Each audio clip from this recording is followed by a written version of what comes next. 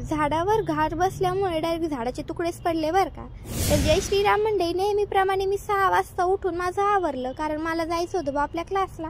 क्लासच्या दिवशी निघतोय तेवढ्यातच रस्त्यात भेटतंय बा आम्हाला गोमाता, त्यांचं दर्शन वगैरे घेतोय।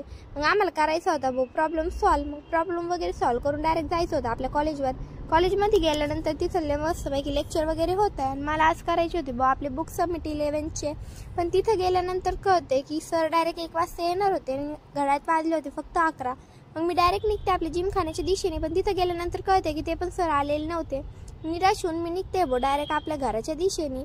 आणि घरी आल्यानंतर कळते की आपल्या घरी लाईटच नव्हती आणि त्यामुळे माझा फोन पण चार्जिंग नव्हता। दीदीच फोन घेते, त्यातली मांजर सुद्धा झोपलेली होती बरं का।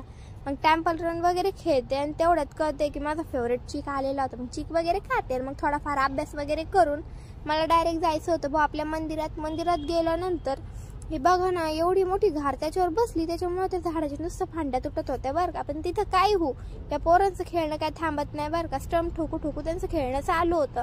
मग मी नंदी बाप्पाचा मस्तपैकी शृंगार केला आणि त्यानंतर शंकर बाप्पाचा सुद्धा शृंगार वगैरे होत होता।